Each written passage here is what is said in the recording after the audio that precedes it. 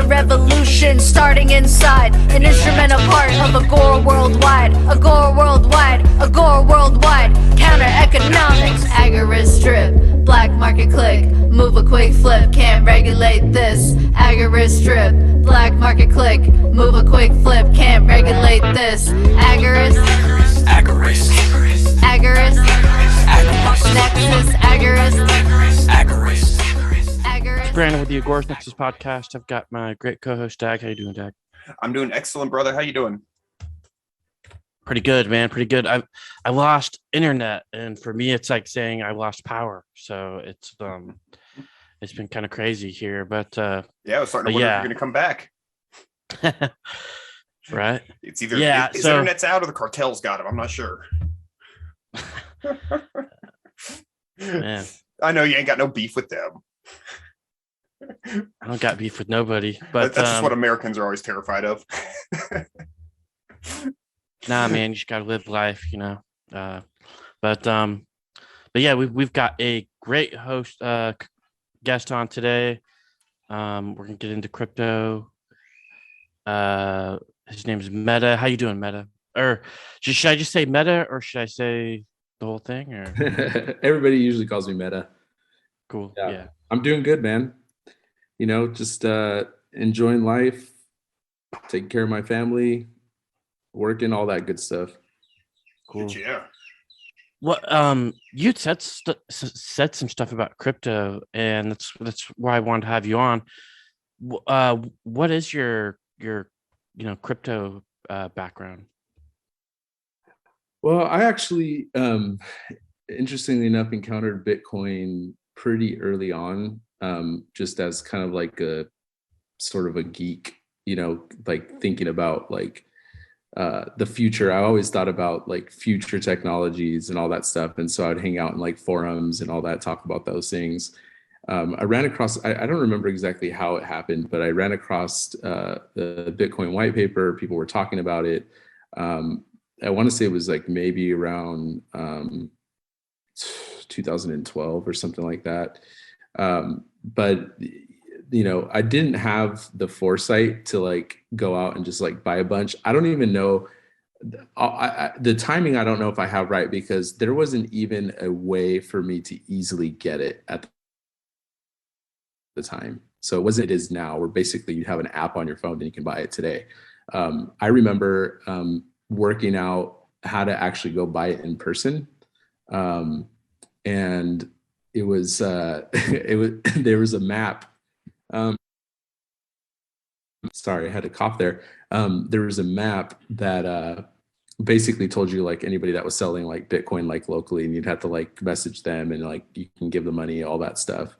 But you know, I was young. I didn't really know where it was going to go. And little by little, like, you know, it started growing, and you know, I had once it started becoming something like people were trading and all that stuff, like that's when I started to like buy a little bit.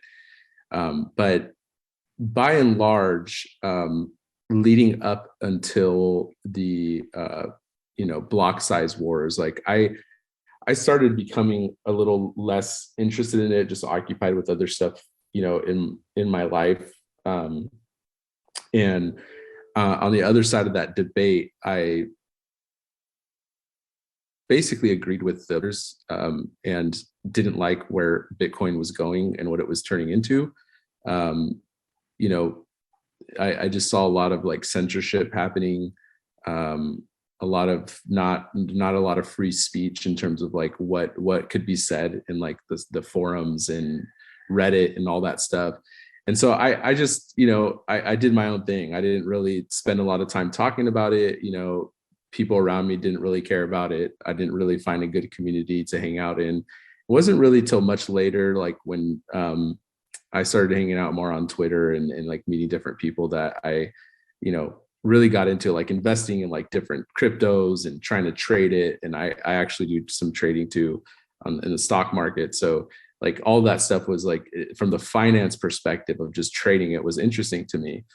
And it wasn't until I really started to see how the Bitcoin BTC problem ballooned into something completely different than what it was originally designed for.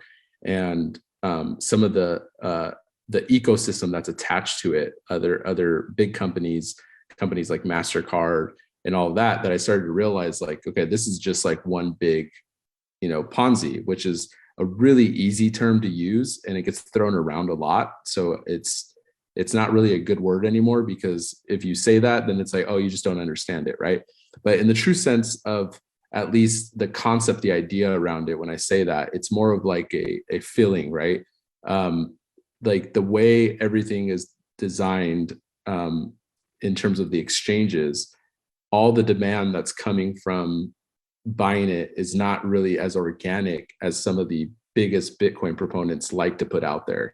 So they want you to believe that it's like this a bunch of people just wanting to get in on it because it's just new asset class and blah, blah, blah, blah. But in reality, it's a game of manipulation at the very top, where exchanges can, pretty much create this fake demand so that people ape into it, so to speak, and buy it.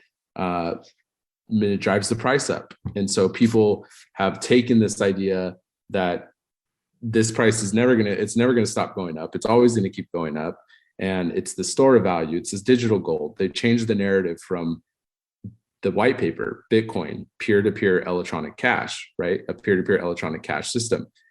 That's not what they're using it for today. They're using it as a store of value and a digital gold and a settlement layer for everything else. So my history in crypto is not one where like I was so into it that I was spending all my time in it, but it became more of an interest for me from a critical standpoint. I didn't like where the market was. I didn't think any of it was actually real. So I criticized it a lot, and I still criticize it a lot, but I am in crypto. And I have a particular, cryptocurrency that I'm fond of. But yeah, I don't know if that was maybe a little bit too much rambling, but no, yeah, love it, man. So you're saying that you're a big blocker. What are the problems you do see with BTC? Yeah, so if you ever, anybody has a chance to look up like the block size wars, there was basically a civil war. They called the Bitcoin Civil War that happened internally, and it was all surrounded around the concept of raising the block size. So in the early days, the original implementation of Bitcoin didn't have a block size limit, and the block size limit was temporarily put in there to 1 megabyte, basically so they can bootstrap the operation and get this thing up and going without crazy infrastructure needed or whatever. And so over time, this began to turn into a very heated debate about whether or not they should move the block size up, because when you don't do that, then you get a bunch of empty blocks, and you get too much, not enough throughput in the system for people to transact on. It gets really clogged up, and then transaction fees go up, and people, pay higher transaction fees to get first in line to get their transaction confirmed. And the solution to that was always, and from the big blocker perspective, is most obviously to raise the block size limit. But the BTC side, Bitcoin Core, basically their argument was that, this will lead to less security on the network, right? Because you need to have all these listening nodes out there, like these Raspberry Pis that can handle the blockchain, downloading the blockchain, so that we can, quote unquote, decentralize the network more. And that was essentially their premise, like that it needed to be more decentralized. So we need to make it so that everybody can run a listening node and verify these transactions and create this wonderful democratic system where everybody's happy and the miners don't have don't have all the power, and so on and so forth. And the big blocker perspective was basically that, you don't understand the consensus mechanism that was built into Bitcoin. And interestingly enough, Satoshi himself basically said that, as time goes on, the nodes, which he was referring to miners, would actually concentrate into specialized server farms, because that's just the way things would go.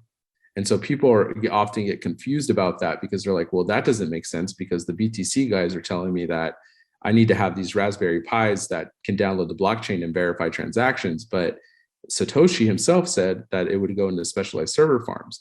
Well, it's mostly because they don't understand that the consensus model that Satoshi proposed was one that wasn't just purely technological, but it was also an economic idea. There were economic incentives that make it so that miners are incentivized to be honest. And it's a probabilistic argument. Doesn't mean that there won't be attackers on the network. It doesn't mean that it completely eradicates them.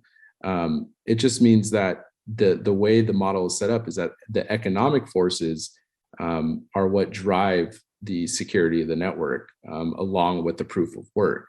So yeah, I mean, that's kind of a rough sketch of it. I'm certainly not the historian that can give every fine detail. I do know somebody who is, though, and probably would be an interesting guest at some point. He can give you the whole dig on on the block size wars, the Bitcoin civil war, so to speak.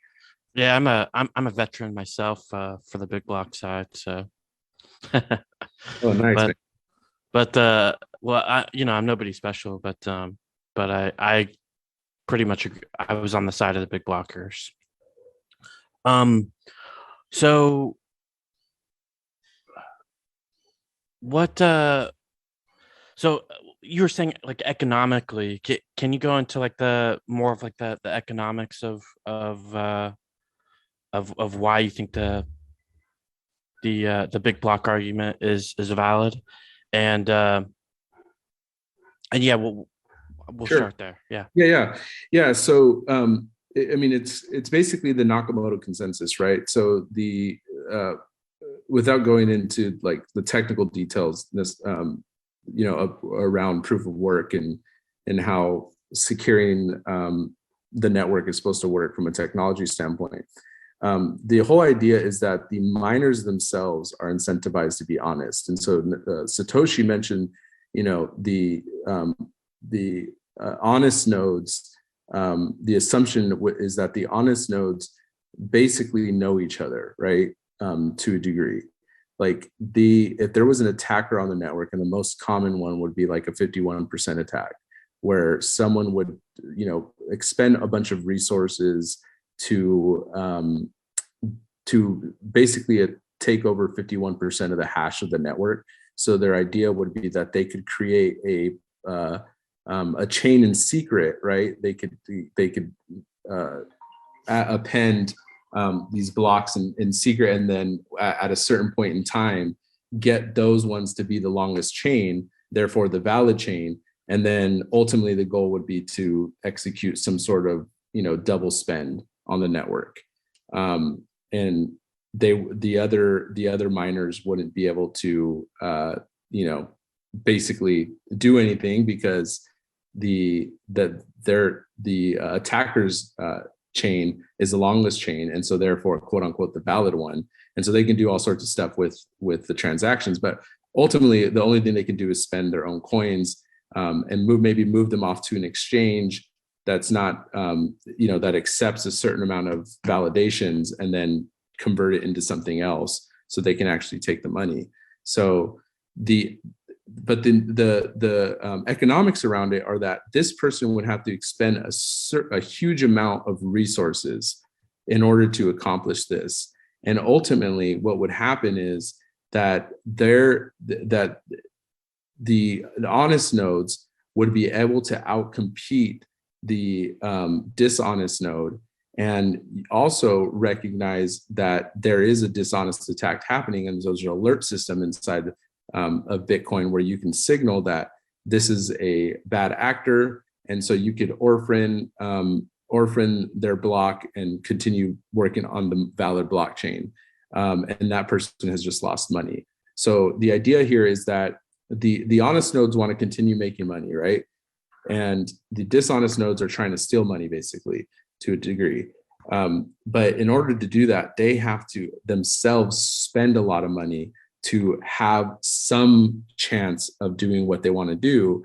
But that in and of itself is a barrier to entry, right? Because if they're not able to do that because these honest nodes outnumber the dishonest nodes in terms of knowing each other, and but all incentivized to be honest because they want to continue collecting their transactions, they want to continue collecting their block reward, they can just basically, again, orphan this block and continue working on the most valid chain, and this person who tried to attack it completely loses everything that they've just spent to expend those resources.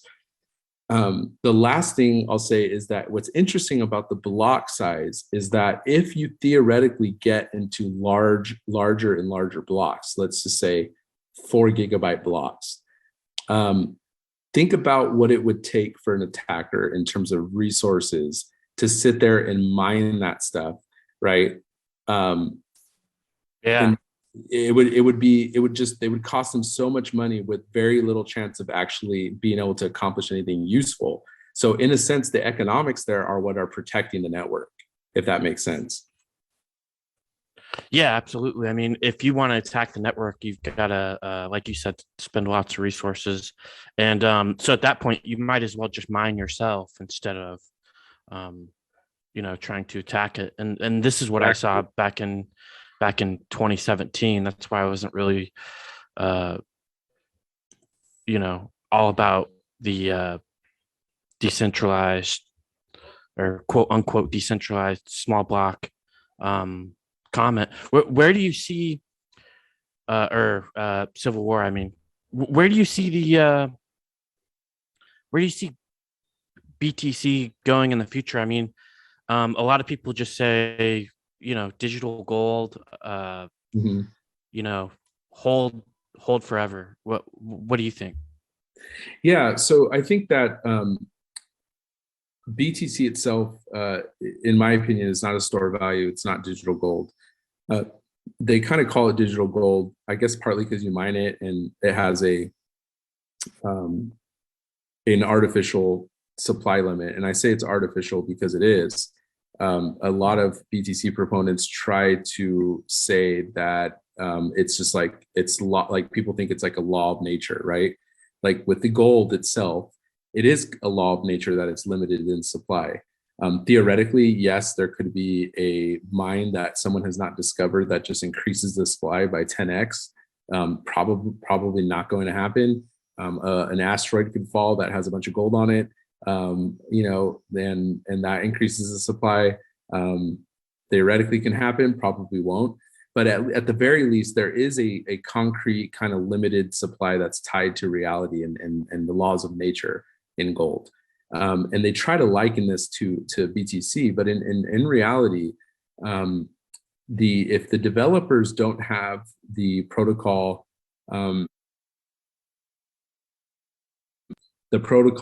locked in stone, if they can change, the protocol itself over time, theoretically they could actually change the supply of the 21 million. And a lot of people don't know that. Just normal people don't know that. They just assume that it can never change. Most, people that have been around for long enough and developers, they understand that that could happen. Yeah, if there's consensus, yeah, absolutely. Yeah, so their argument is obviously that, well, it's not really probable because it would take, all of these, everybody agreeing to that, and no one would ever agree to that. So it's a probabilistic argument, kind of like what I just made with the gold argument. But if you really think about it, those probabilities don't align. Like the probability that the sudden huge rush on or increase in gold supply is much lower than the possibility in the future that the supply of Bitcoin can go up. So that's one reason I don't think it's digital gold. The store value issue is that if you watch any kind of speculative kind of growth companies, I think one of the best ways to look at it is like SPY, right? SPY.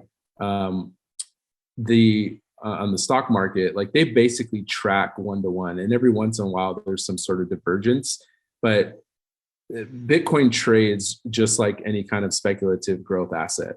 And the difference being that if you're investing in Apple and it kind of has these swings or whatever, at the very base level, Apple has utility. People are buying their products and services and subscribing with their money and generating revenues and profits, all this stuff.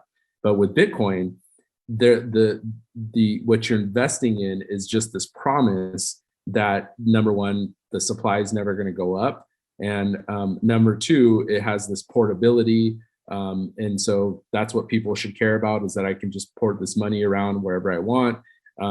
And I guess the deflationary argument is probably like the biggest argument there, right? That's where they get this idea that it's a store of value, but it really trades like a growth stock. It has tail risks. We saw in March 2020 that everything just completely dumped, right? Was it 2009? No, it was 2020 during COVID. Like everything dumped, and so did Bitcoin. Like it was just all of it. And it's like, okay, that's not really a good store of value, right? Like if it's tracking perfectly with something like SPY is a kind of store of value, but in my opinion, it's probably a better store of value than BTC is. Because at the end of the day, what does BTC actually do that's useful for us? And my argument would be that they have this idea that the money is that it's like the hardest money that you can get, right? Like it's not only limited in supply, but it's secured by the network, and you can transact it peer to peer, even though no one's really doing that. There's only like 250,000 transactions happening a day on the main chain, and you're protecting yourself against inflation. That's like the main argument. But if you watch the price action, it doesn't actually do any of that. Like dropping in the most recent months, dropping 42% from all-time highs is not exactly, the type of asset that looks like it can outpace inflation. Now, I agree with them on almost everything in terms of just like where our the endless money printer, the government, and all of that stuff. So I don't disagree with any of them on that stuff. But where the sustainability of BTC is the biggest concern for me. And so where I see it going is they're running up into a situation that is going to be kind of a very multifaceted kind of, I don't want to call it a black swan event, but I guess that's what most people are familiar with. They have these halvenings that happen every 4 years, right? We all, like anybody that's running the Bitcoin protocol, have these halvenings every 4 years. And right now, the block reward is something like 6.25. So the block subsidy is 6.25. So every time they mine a block, they're going to get a reward of 6.25 BTC. Then that goes down after the next 4 years, which is coming up in 2024. It goes down to 3.125. So the problem is this. The problem is that they have such a high dependency, about a 97% dependency on subsidizing the cost of mining, right, with that block subsidy. So they actually, when they mine, they have to have infrastructure, power, internet, all that stuff. They have to actually pay for in real dollars.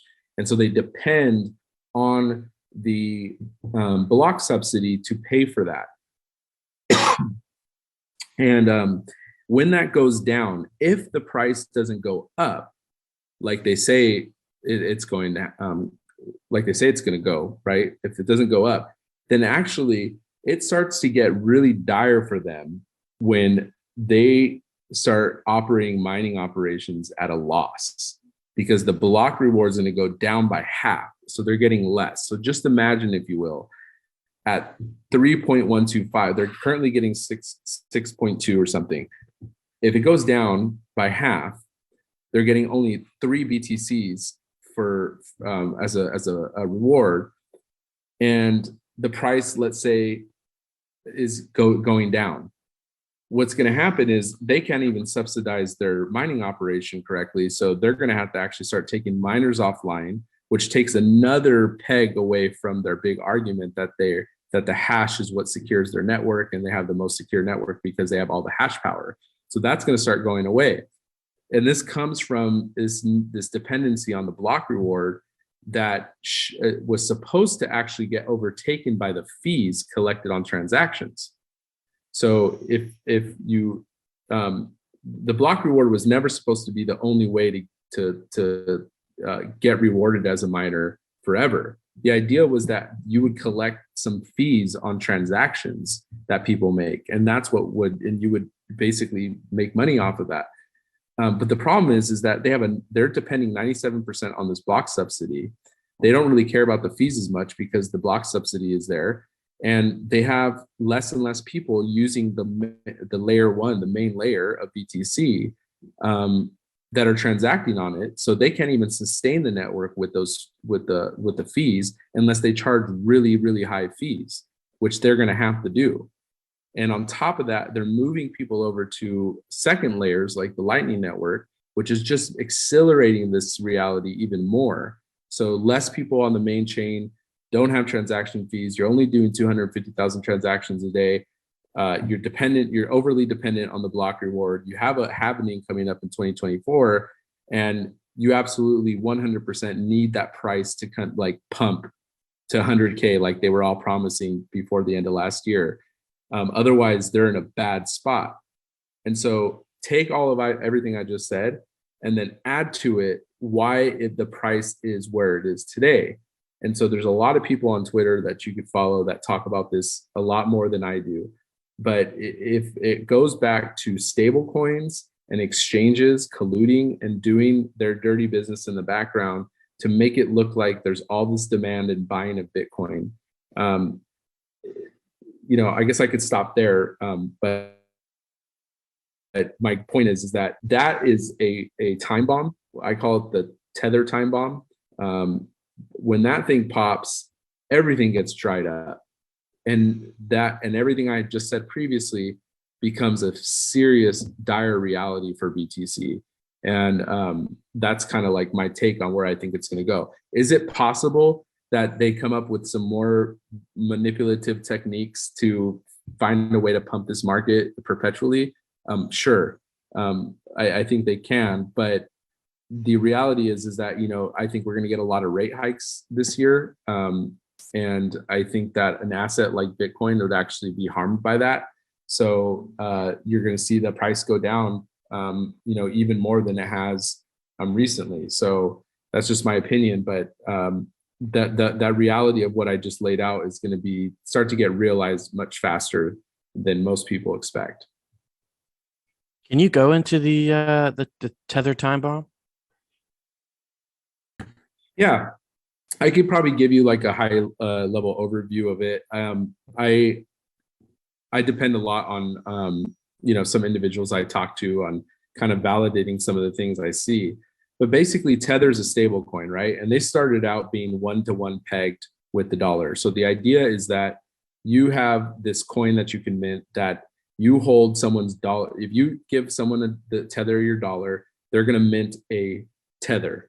So it's one-to-one backed. And that's how they started out. And the idea was that it would give a lot more, it would solve the liquidity problem on exchanges in terms of trading crypto.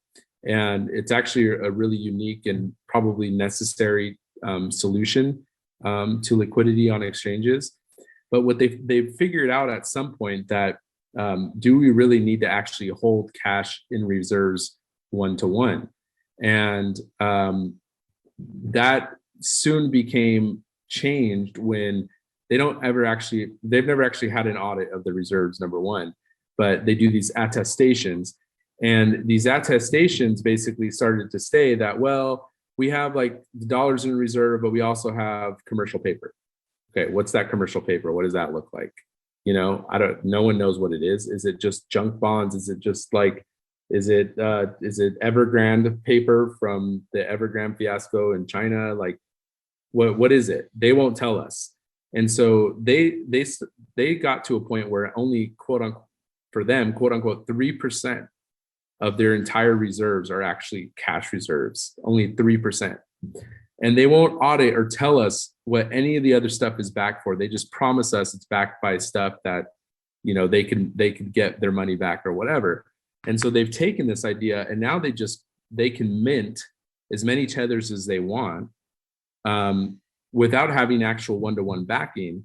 And then they can either loan this stuff out to exchanges, and those exchanges can buy crypto assets, use those crypto assets that they just bought as more collateral to go back to Tether and say, we need more money here, can you give us a loan? And then just kind of rinse and repeat. And they can use that Tether, that newly minted unbacked Tether, to do all sorts of things like wash trading and spoof trading of Bitcoin and other crypto assets to keep pumping the price up. And so eventually we're starting to see regulatory eyes on Tether. More, people in the government are talking about them. If they force them to do an audit, or people start to realize that they ain't going to be able to get their money back, that none of it's actually redeemable. If you do a bank run on Tether today, they're not going to be able to get, the first people will be out, and that'll be the whales. But everybody else is going to be left holding bags, because they're going to be holding useless tethers in their account that can't be exchanged for anything real. And so what my thesis here is basically that the entire all the bull runs that we've seen to all-time highs in BTC, maybe except the ones from in the early days to like $800 or whatever, they were all because of this infrastructure around them with the exchanges and Tether, and especially the one to 69,000. And so once you take that out, like, we don't even know what the true value of the BTC would be based on demand. Like it could be 10,000, it could be 5,000, it could be 2,000, it could be 100. I don't know. But I know it's not where it's at today. All right, let's take a quick second to shout out Agorist Acres Seeds. AgoristAcres.com stocks a variety of seeds for your garden or homestead. They also have really cool packaging instead of those silly paper envelopes. Buy seeds with crypto, support the counter economy, and become self-sustaining today. Agorist Acres offers fast shipping, so you can get started right away. Make sure you use code Nexus10 at the checkout for 10% off of your orders. Also, they will donate a portion of the sale to Agorist Nexus, helping to bring you all the great content you expect. And all right, let's get on with it. Yeah, that's it's interesting for sure. You were saying earlier that you think that Tether's going to just crash the market completely, right? Like, what does that look like? Yeah, so it's hard to say what it would look like exactly. So what would it look like with Tether? Once Tether crashes the market, I have no idea exactly how that would go down. My guess is that some of the offloading that's been happening recently is kind of in anticipation of not only overall markets being running into this liquidity crisis, but I think that they see that at some point Tether is going to get either banned from being used in the US on any exchanges, and it's just going to cause a huge problem where people are going to try to get out and they can't.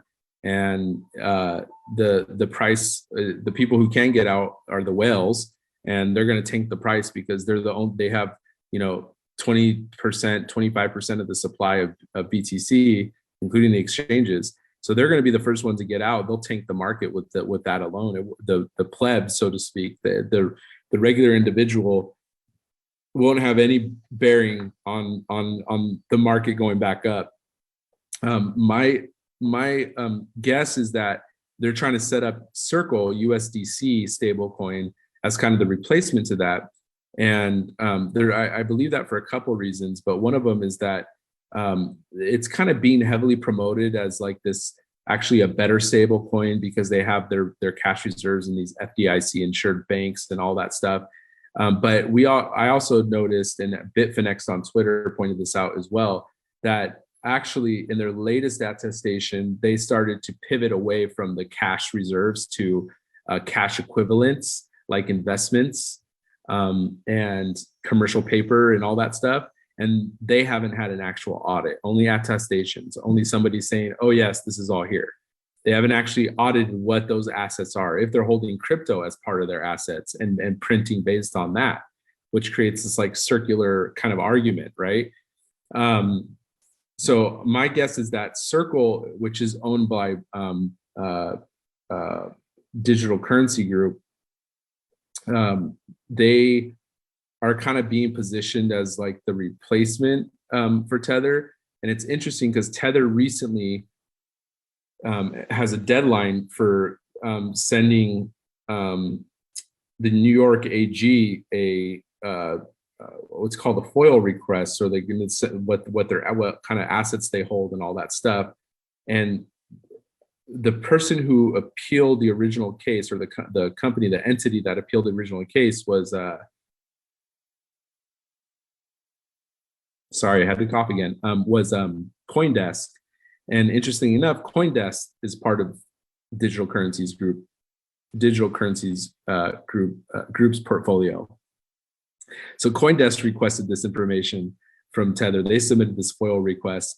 They're owned by the same company that owns Circle, the other stablecoin. So if I had to guess, this is kind of speculation, but if I had to guess, they want to keep the pump going, and if Circle's doing the same thing that Tether's, if they're going down the same path, then I don't see I don't see that, you know, I don't see that the Tether dump would last as long if they were successful in replacing it with something like USDC and just doing the same thing over and over again. So we'll have to see. Yeah, it's definitely interesting. Dag, I've kind of been hogging the mic here. Do you have something? No, this has been pretty good. I'm not as experienced in the crypto sphere as Brandon, so I've just been like learning a lot. But I've been like coming up like, okay, so it's kind of interesting. Sort of what you're talking about here is like the the exchanges and just the regular BTC and all that, just being very like, how am I trying to say this? I've sort of been getting a little bit of a feeling here for a while. That's like, okay, so let's take like crypto.com, for instance. Like they've got a damn stadium, named after them now. Mm-hmm. It's just with the level of some of this stuff getting so quote unquote like mainstream that it's like, okay, like things don't get that big and mainstream without having some sort of like chicanery or some sort of government fingers in it, So just things with like, okay, so let's say like BTC, for instance, like, is it true that like if they somehow flag a coin as some sort of like illegal activity has been done with it, like the exchanges just won't accept it or use it or whatever? Is that true? I've heard that.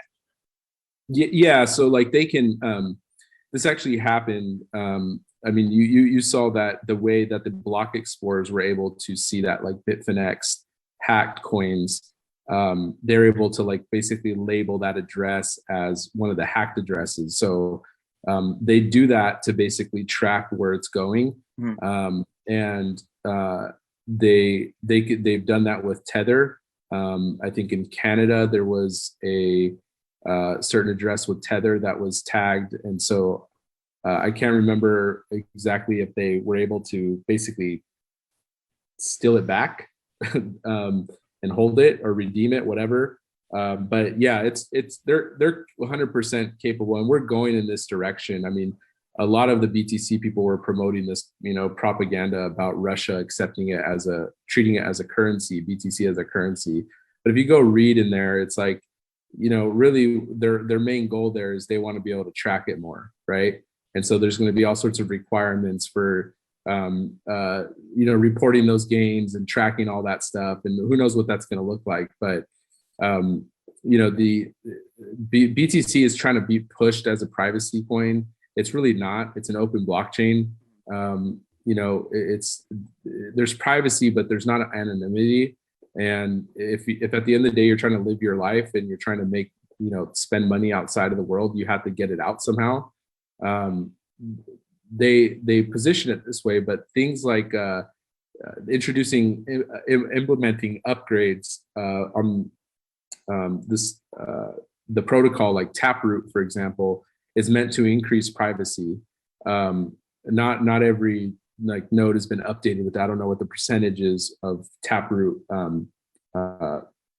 miners, but or Taproot nodes, but their whole goal is to like kind of increase privacy, which I'm a privacy advocate, but I just don't see, BTC itself as actually being what they say it is, because of KYC requirements, and they're moving people off chain. So things like Lightning Network, Liquid Bitcoin, which is a side chain. So Liquid Bitcoin is a side chain that's pegged 1-to-1 with BTC, and so they can do all sorts of stuff, and they kind of position it as like a privacy side chain.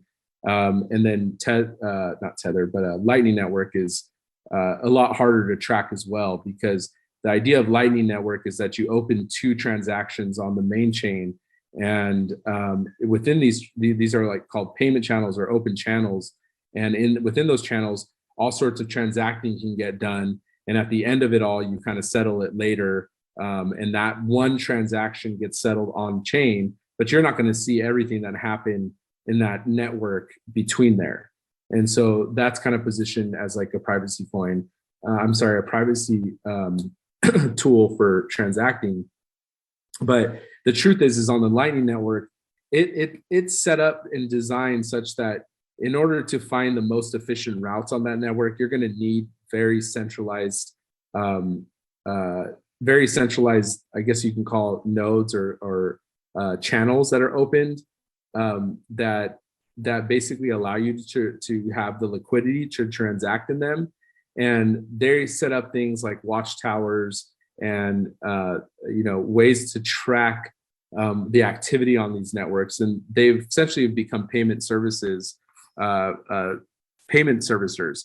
And if you know anything about the US, I mean, you can't just start a payment service company without like having some sort of regulation involved, right? Like there are laws around being a payment servicer, and that's kind of what the Lightning Network is. And yet they kind of promote it as this idea that like you're not going to be able to be tracked and all that stuff. And I don't think that's not the right crypto for that, if that's what you're seeking. I mean, there's other ones out there that kind of do it by default, right? So Monero or something to that effect. So they position themselves that way, but at the same time, they're vying for all this government approval and institutional approval and all this stuff. So it's like speaking out of 2 sides of their mouth. You know what I mean? I don't know if that answered your question, but yeah. So like what I'm getting to, I guess, is like, yeah, you look at like, okay, I think Coinbase like developed the software that they use, that the government uses to track Bitcoin transactions and stuff. So I just see, yeah, a lot of these big exchanges is like, I don't think they have the ideas of freedom and privacy and liberty in mind, and it seems like even without direct government regulation, a lot of, because they want to play the game or whatever, they're even like proactive with some of this stuff, even without government telling them they have to be. So I just, that's the sort of thing that makes me really apprehensive about something like BTC. And I'm not saying that just hate BTC all around or anything, of course, but that is one of my worries, right? It just, yeah. And one other thing you mentioned too was just like crypto, .com, and like they got naming rights to what was previously the Staples Center in Los Angeles, right? And so they're putting their names on stadiums. So people are like, this is bullish, right? Like how could this all be a fraud if all these stadiums are being named after these exchanges and all this stuff. But if you remember, like Enron had Enron Field, right? That's true. The .com bubble was full of all sorts of advertisements and commercials and actors and actresses getting involved in promoting these .coms that went bust. I don't even remember if some of the .coms actually got some naming rights to stadiums, but it was the same sentiment, right? It's like everybody's in this, and now you see all these actors coming out for crypto, and Tom Brady coming out to say that he's going investing in Bitcoin and put lasers on his eyes, all this stuff. None of that to me means anything at the end of the day, because in a speculative asset bubble, I mean, everybody's euphoric, and it doesn't take much to convince somebody that this is going to go on perpetually forever. And I just if you look at the history of bubbles, I mean, they always pop. Interestingly enough, there's a guy named Crypto Savvy on Twitter, and he always posts this chart of the Amazon.com chart, .com bubble chart, and the BTC chart, and they look identical. You know, it's not saying that that's exactly how it's going to go down, but it's literally tracking exactly the way the Amazon.com bust happened. Eventually Amazon came back, right? And we actually got something out of it. But the point is that my whole thing is that I'm not against crypto. I don't want to see it fail. I think it's going to survive, but I think it's I think it's going to take a huge we need to take the froth out, right? Like we need to actually take a good majority of the speculation out to really see what these cryptos are about and what utility they have for us as individuals and as companies and as people who want to, you know, have more freedom in the way we transact and do business and do commerce. But we're not going to get that as long as the only thing that matters is number go up. If that's the only thing that matters, you're not getting anything out of that except people jumping in so that they can make more money. Eventually, there's not going to be another fool to sell to. And so what I want to see is I want to see all the speculation leave. Oh, you're always going to have speculation. That's fine. But I want to see the manipulation and the large amount of speculation leave so that we can actually see who wins this battle in the blockchain, right? Who wins this battle in crypto? Because at the end of the day, it's going to be about who wants to get in to use it, not just to go and promote some coin because you're holding a bunch of it and you want to see the number go up and you want Elon Musk to tweet about it so that your number can go up 15% in a day. Like if that's all this is, like who gives a shit, right? Like this, it doesn't matter. Like that can't be all it is, and it's not. And so, you know, I believe in utility. I believe in things that have actual value for us as human beings and individuals and businesses. And I want to see that actually come to fruition, but it's not going to happen as long as we have number go up as the main goal. Yeah, make it about merit, not just a casino. Exactly.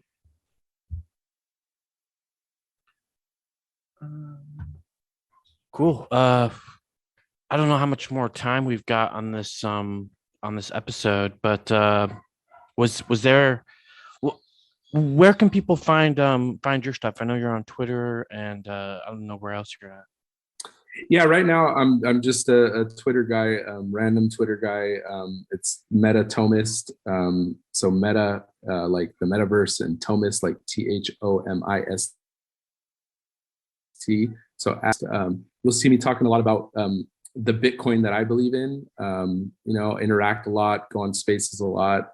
You know, working on different projects internally on that side, and really just hoping that people will actually see the real vision of Bitcoin, and what it's really about and where it really can go if we understood the original white paper and what Satoshi gave us, basically.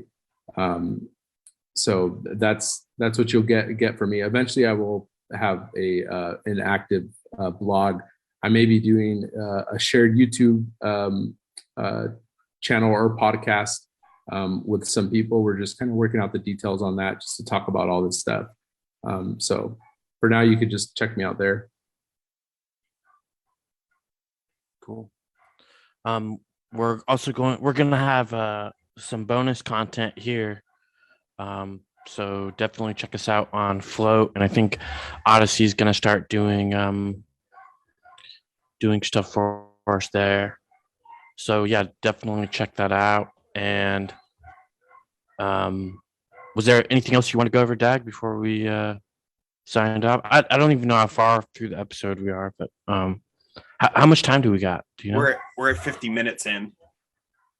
So no, I'm good. This was great, man. I really like the way that you talk about crypto, and I learned a lot about BTC, and this was great. I really enjoyed it, man. Thank you so much for coming on. Yeah, no problem. Thanks for having me, guys. Had a good time.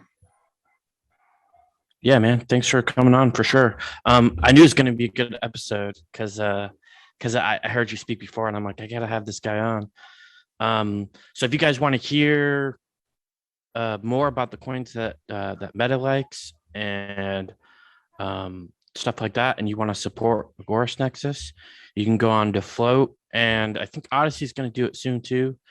And you can just pay like $3, and yeah, you can get all the bonus content that you want. So with that said, we're gonna sign off here. I've got a quote here. There's nobody to act as central bank or Federal Reserve to adjust the money supply as the population of users grows. That would have required a trusted party to determine the value, because I don't know a way for software to know the real world value of things. Satoshi Nakamoto. Agorist Nexus out.